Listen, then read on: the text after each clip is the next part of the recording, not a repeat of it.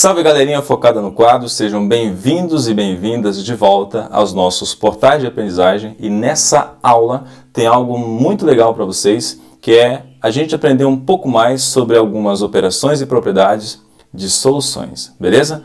Vocês que já acompanham os nossos cursos já sabem que uma solução é uma mistura homogênea entre soluto e solvente.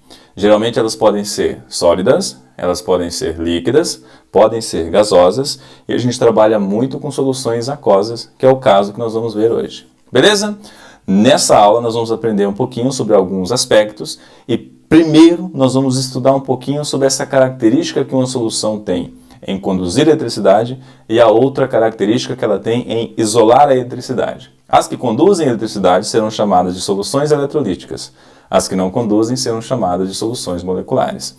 E para isso, para exemplificar o que eu estou falando, nós vamos para um experimentozinho rápido. Beleza? Então, vem para o experimento.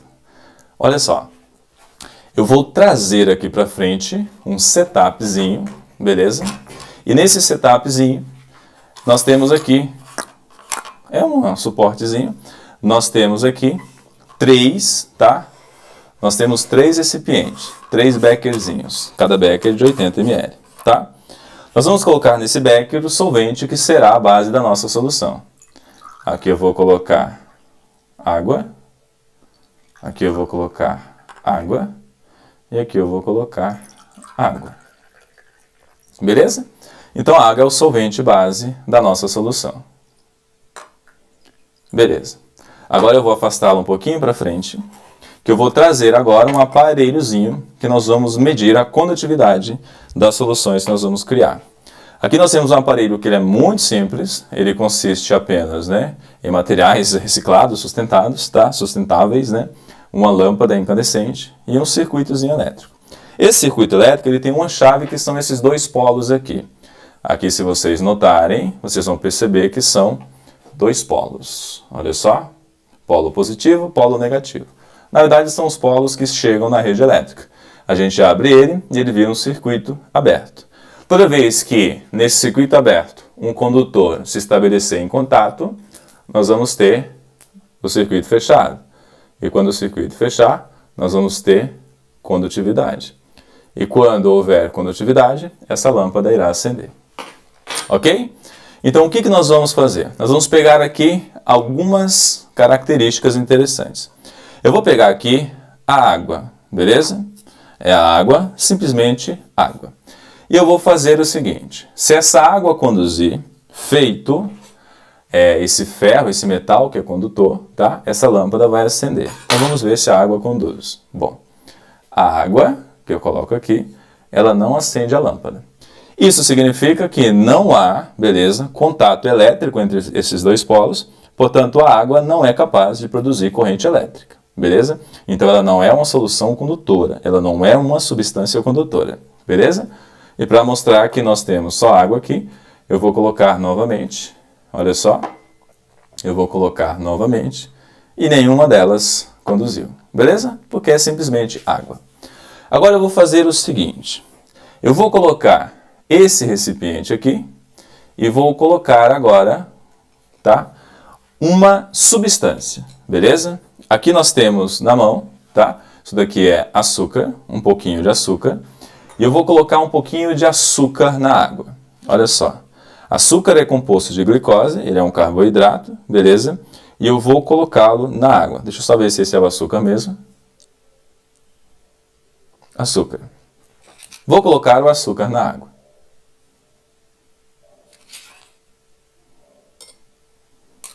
Bom. O açúcar é um carboidrato, é uma substância que na hora que eu jogo em água, ela se dissolve, porque ela é um soluto, eu vou dissolver ele mais, dissolve, dissolve, dissolve. Só que esse soluto, na hora que ele está em contato com polos elétricos, ele não permite que haja contato entre os polos, logo ele não permite condutividade, porque se ele permitisse a lâmpada acenderia. Isso significa que essa solução é uma solução isolante. Soluções isolantes que não conduzem eletricidade, como essa daqui que eu acabei de criar, ela é chamada de solução molecular. Beleza?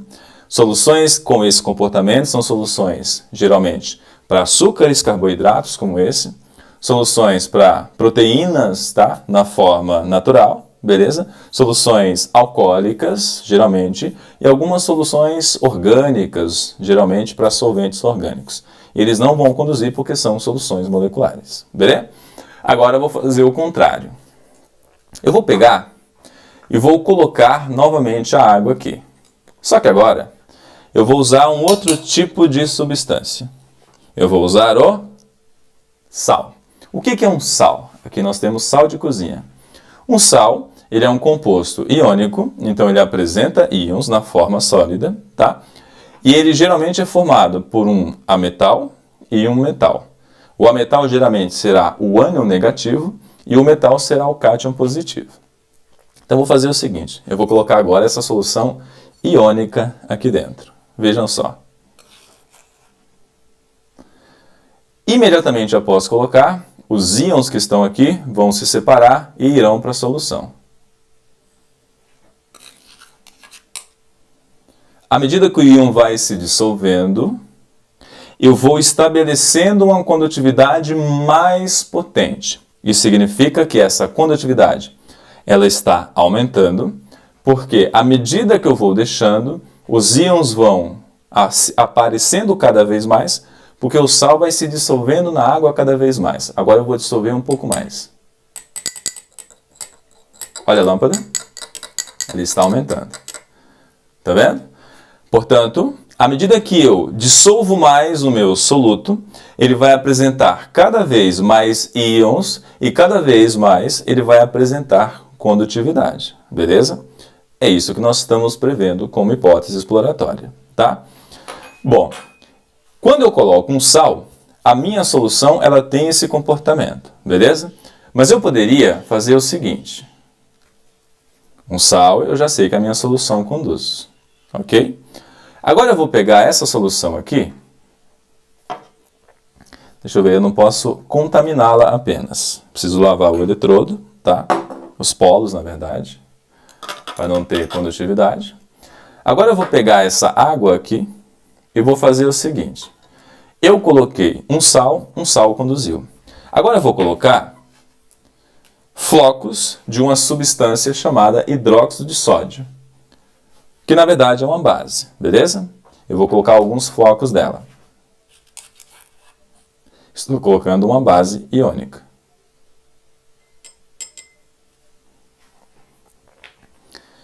Por enquanto ela está demorando para se dissolver, os íons estão se dissolvendo, o processo às vezes demora um pouco, tá? Eu consigo enxergar o polinho ali da lâmpada começando a encandecer, eu vou aumentar, eu vou acelerar a solubilidade. Vou dar uma agitadinha. Olha, vou agitar um pouco mais para ficar mais solúvel. Então, cada vez que o meu eletrólito, que é a espécie que provoca esse fenômeno, o soluto que provoca esse fenômeno é chamado de eletrólito. Cada vez que o eletrólito fica mais solúvel, mais dissolvido, mais íons ficam dispostos na solução. E quanto mais isso acontece, mais o fenômeno da condutividade eletrolítica ele se estabelece. Agora eu vou dissolver bastante isso daqui.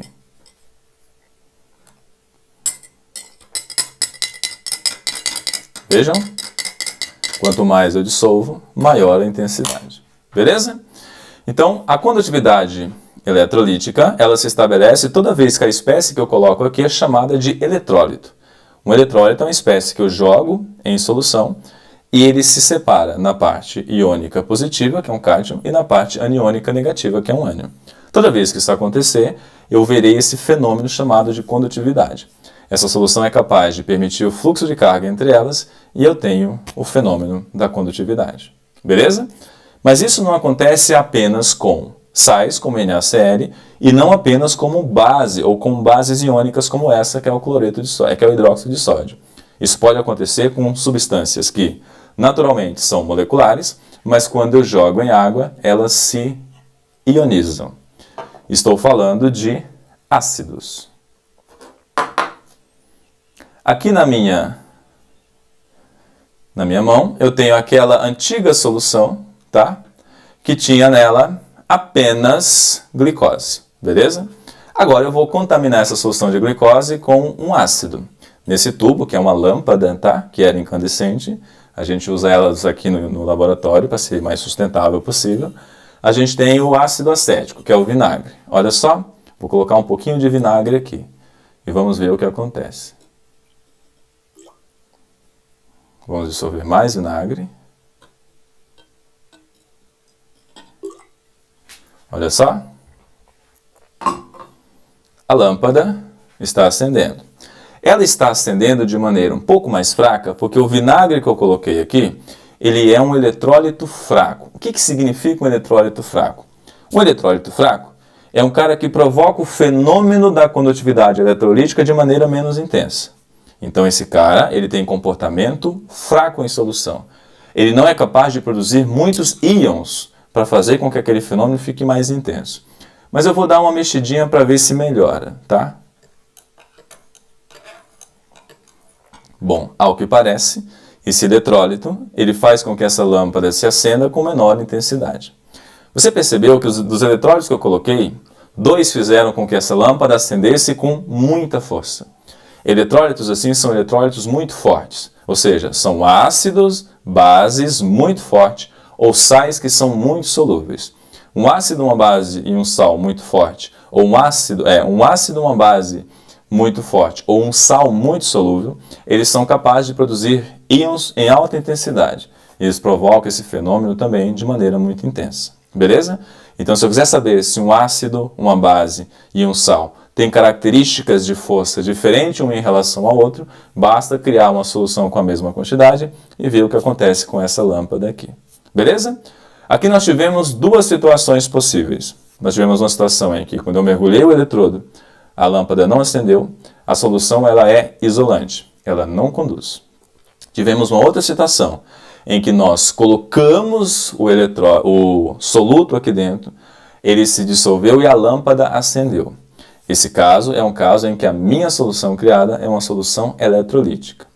Dentro das soluções eletrolíticas nós tivemos 2 casos. Um sal da família 1A, que é um sal muito solúvel, e uma base da família 1A, que é uma base muito forte. Tudo que é muito, muito, muito na química, quando eles se tornam eletrolíticos, eles fazem com que essa intensidade da lâmpada fique mais forte. Isso significa que um eletrólito muito forte faz com que esse fenômeno de condutividade seja muito mais intenso. Beleza? Isso vai acontecer com ácidos fortes, vai acontecer com bases fortes e vai acontecer com sais da família 1A, principalmente, que são sais muito solúveis. Ok?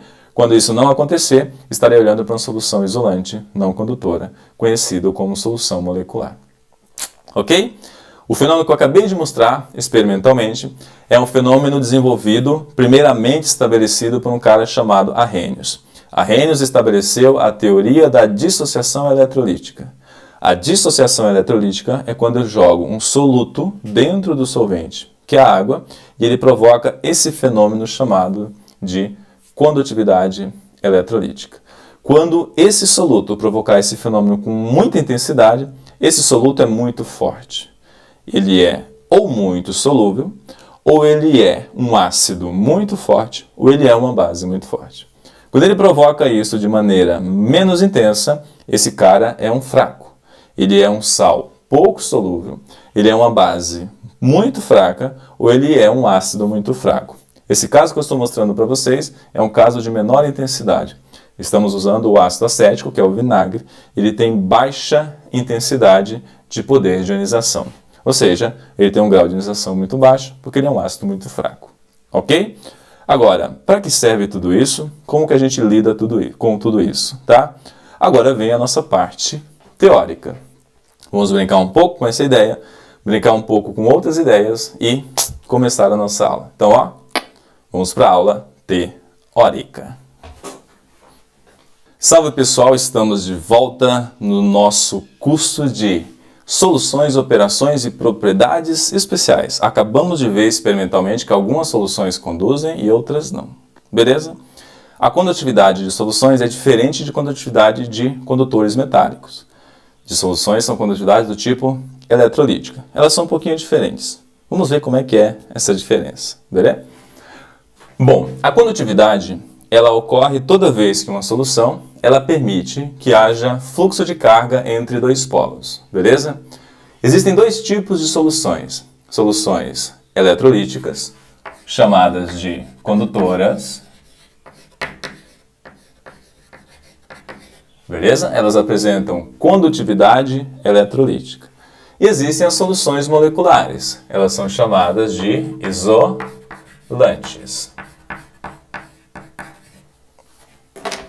Certo? Ok. Quem são as espécies que têm esse comportamento? As eletrolíticas, elas são sais, ácidos e bases. As moleculares são açúcares e geralmente álcoois. Beleza? Diferenças entre elas. As soluções que são eletrolíticas condutoras, elas produzem íons. Beleza? As soluções que são não condutoras, no caso moleculares, elas têm ausência de íons. Beleza? As soluções que são do tipo condutoras, elas têm a presença de íons. Elas sofrem dissociação e ionização. Soluções como essa vão ter os íons positivos e vão ter os íons negativos. Os íons positivos serão chamados de cation. Os íons negativos serão chamados de anion. O que significa íon? Do grego significa viajante. O íon chamado de viajante, an, é o cara que viaja para o polo negativo. Beleza? Mas como é que chama, ou como chama, quer dizer, viaja para o polo positivo. Como chama esse íon negativo que é atraído pelo polo positivo? Anion. Mas por que ele chama anion? Porque o polo positivo é chamado de anodo. O que é o anodo? O anodo é o polo que atrai o ânion. O ânion é a espécie negativa. Ela é atraída pelo polo positivo. Beleza? Então, o polo positivo é chamado de anodo. Por quê? Porque o ânion é a espécie negativa em que o próprio nome diz, ele é um íon viajante que viaja para um polo chamado anodo. Se ele é negativo, o anodo tem que ser positivo. Agora, e o cara positivo? O cara positivo, ele é um íon viajante. Ele viaja para um polo chamado cátodo. Portanto, se ele é positivo, o cátodo precisa ser negativo. Beleza? Então, nós vamos encontrar esses polos aí. Beleza? Então, toda vez que eu vir um polo positivo, ele será chamado de anodo. E um polo negativo, ele será chamado de cátodo. Qual que é a diferença entre eles? O polo positivo atrai os ânions negativos. Beleza? Os polos negativos atraem os cátions positivos. E essas espécies positivas e negativas são chamadas de íons, ou seja, viajantes. Fechados? Quando eu jogo aqui dentro, vou pegar um exemplo de sal. Vamos imaginar que o cara que eu jogo aqui dentro, ele é o NaCl. Quando eu jogo o NaCl aqui dentro, ele vai separar o lado esquerdo do sal, que é o cátion, Na+, e o lado direito do sal, que sempre será o ânion, no nosso caso, Cl-. Então, quando eu crio a reação de dissociação em que eu separo o cátion do ânion, eu consigo identificar quem que é o cátion e quem que é o ânion. Olha nos nossos cursos que é necessário que você reconheça e saiba fazer a separação dos sais, tá? Quando eu jogo esse cara em água, eu vou separar o cátion, Na+, e o ânion, Cl-.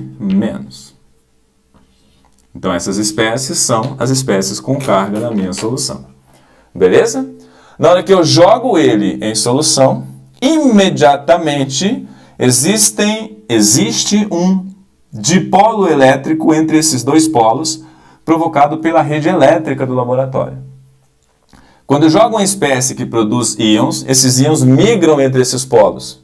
E esse fenômeno acaba provocando a condutividade dos elétrons no fio. Mas quem está oferecendo isso é o condutor eletrolítico. A gente chama isso de condutividade eletrostática. Quando a solução é como essa, como o sal de cozinha que acendeu com muita intensidade, é que na hora que eu coloco o meu sal entre os dois polos, o ânion negativo viaja correndo para o anodo positivo. Beleza? O cátion positivo viaja correndo para o cátodo negativo. E esse fenômeno provoca a condutividade, que nada mais é que é o fluxo de íons na solução. Então é o fluxo de íons que provoca isso. Beleza? Interessante. Vamos lá, tem mais. Essa condutividade não é uma condutividade que está sendo provocada por elétrons em um fio. Essa condutividade, ela é uma condutividade um pouquinho diferente. Ela é provocada por íons na solução. Beleza? Quando a condutividade é provocada por íons na solução, a gente precisa dizer que essa condutividade, ela tem elétrons no fio, mas é o eletrólito que está oferecendo um caminho para os elétrons. Ela é chamada de eletrolítica.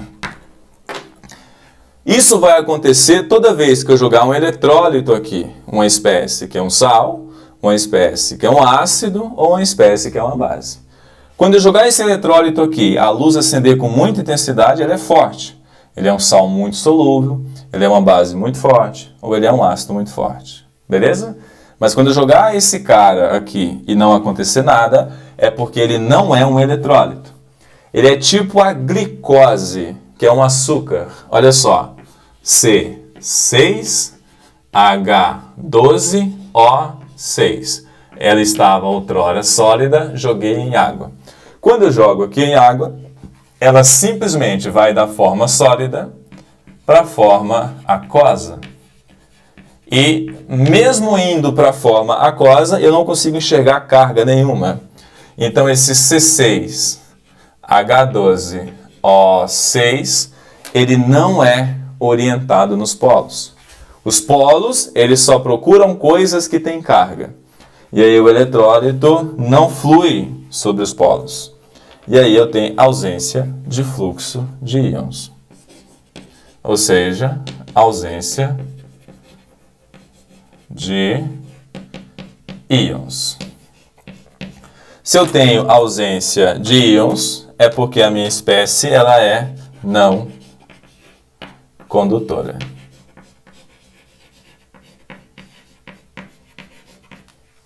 Sacou? Então, olha só. Quando a espécie vai ser condutora? Quando ela for um ácido, uma base ou um sal. E por que isso acontece? Quando eu jogo ela entre dois polos, os íons dessas espécies se orientam entre os polos, provocando um caminho mais confortável para os elétrons no circuito. Essa condutividade não foi provocada pelo condutor elétrico, mas sim pela solução eletrolítica. Então é chamada de condutividade eletrolítica. Caras como esses são chamados de eletrólitos. Quando eu jogo um cara e ele não é capaz de produzir íons, ele é um isolante. Ele não permite o fluxo de elétrons porque ele não tem carga. Não há fluxo de íons quando ele é jogado na solução. Aquela solução existe, só que ela não permite a condutividade. Então ela é uma solução molecular, ela tem ausência de fluxo de íons, ela é não condutora. Beleza? Bom, então é isso que a gente sabe. Certo, pessoal? Agora nós vamos dar um próximo passo, tá? Já sabemos que soluções podem conduzir ou podem não conduzir. Mas agora nós vamos criar uma solução e tentar brincar um pouquinho mais com ela. O que eu posso fazer mais com a solução? Que tipo de propriedade ela pode me apresentar? Essa solução apresentou essa propriedade de conduzir ou não. Mas o que mais ela pode acontecer? Existem mais propriedades que eu posso explorar? O que o vestibular espera que eu reconheça como habilidade e como competência em soluções? Então vamos continuar dando os nossos passos aí, beleza? Então se liga que tem mais coisas por aí.